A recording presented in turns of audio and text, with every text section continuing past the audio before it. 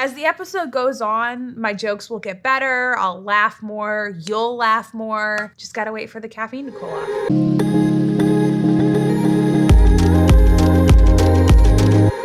It's pretty light. Included quartz. Okay, this is gonna be super cool. Quartz is a fairly common material. Amethyst is a quartz, citrine is a quartz, ametrine is a quartz. Ametrine's probably my favorite quartz. But another really cool thing about quartz is that it has all these really, really cool inclusions. So you can have tourmaline in a quartz as an inclusion. I remember the first time I saw, I think it was saginetic quartz, I was blown away that that was, from Mother Nature. No one did anything to it. So I just think it's really cool, like what we can pull out of the ground that is completely untouched. All right, so basics of quartz. The chemical composition is SiO2. There's kind of like two branches of quartz, macrocrystalline and microcrystalline. Macrocrystalline, you're gonna be able to see the crystals. So think about amethyst, that's one crystal. Citrine is the same way. Microcrystalline, you don't really see different crystals. Think about a chalcedony or a jasper. One thing that I've always thought was cool was, different stones have different types of fractures. The reason that we study fractures in gemology is because that is another way, like RI, like specific gravity, that we're able to separate different stones. So, different stones will have different fractures, and that's one way to differentiate between, is this a quartz or is this not a quartz? All right, now can I open up the box? Okay, great. Oh, that's cool. Petroleum quartz, that is so cool. All right, here we are. This is petroleum quartz. It actually has petroleum in it. So this is, you can see it's a completely clear crystal. There's actually black inclusions and kind of a yellow inclusion. And those yellow inclusions, I can actually see a bubble moving when I move this stone. It is, fairly cool to the touch, pretty light. This is probably not something that you would want to cut. This is one of the coolest things I've seen in a really long time. All right, so cool thing about petroleum quartz, you can see this double termination, and that's these points here on the end. A lot of this comes from Pakistan. You can kind of see there's a yellow, it looks like a slice.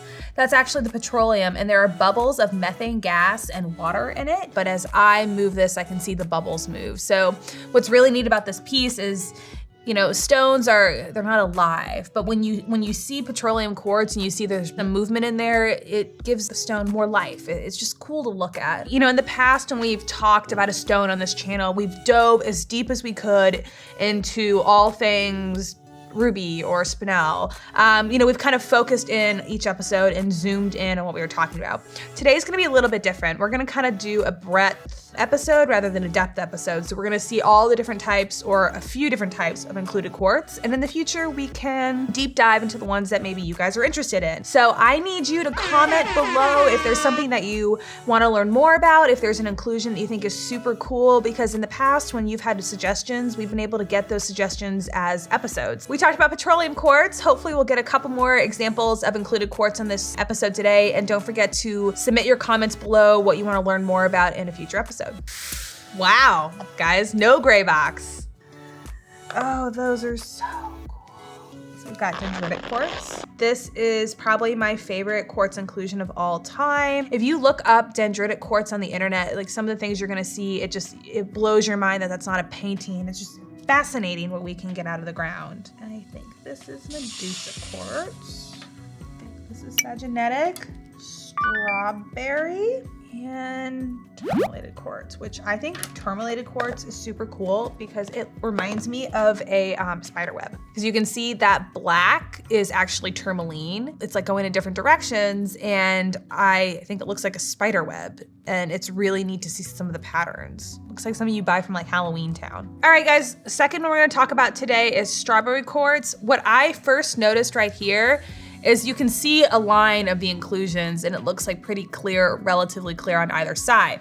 So strawberry quartz is actually a trade name. It is a trade name for colorless quartz or nearly colorless quartz that exhibits thin sheets, small thin sheets of hematite, and that kind of gives it that red coloring. We've talked about synthetic stones on this channel before. Fun fact, synthetic quartz has actually been used to imitate strawberry quartz. Also called scarlet quartz. You know, just remember trade names can be kind of tricky, so just be careful and ask questions. Moving on, we're gonna talk about dendritic quartz. So dendritic quartz is known for that kind of like fern-like look that is actually iron and manganese oxides. What's really cool about this stone is actually cut into slabs to kind of show off Mother Nature's painting. And what's really neat is, like, you know, you'll get different colors in there. You can kind of see some yellow right here on the side. And the only thing the lapidary really has to do is to cut the stone and make sure it's oriented properly so that you can most effectively kind of show off Mother Nature's skills that pay the bills. It looks like the inclusions are a black or maybe a very, very dark gray.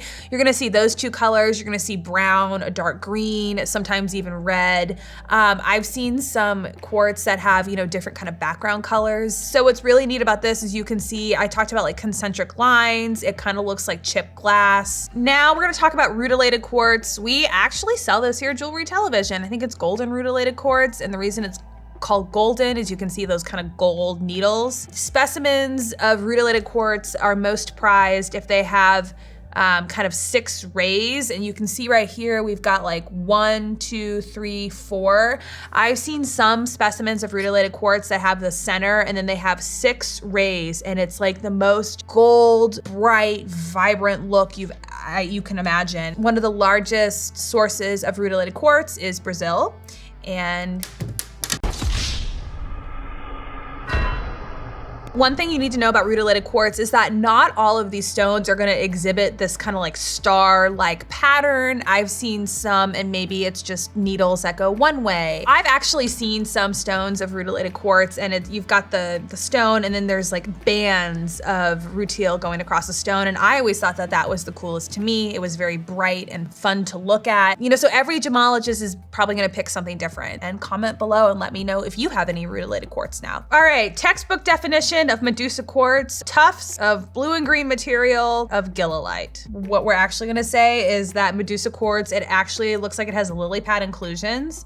Those inclusions look kind of metallic. So these inclusions, that's actually gilolite, which I don't think we've talked about on this channel before. The name Medusa quartz comes from similarities between those inclusions and the Medusa jellyfish. Medusa jellyfish, that sounds like an angry jellyfish. That sounds like a big jellyfish. We like big jellyfish and we like big inclusions on this channel. First of all, I want you to take a closer look. My favorite, dendritic quartz. Do you think that those inclusions kind of look like a fern? I do. Comment below and let me know what you think. And on this piece, I want you to take a look at the double termination right here. And then my fantastic camera crew, they're gonna try to make it so you can see those bubbles. I can see it from here. Can you see that? It's right over here.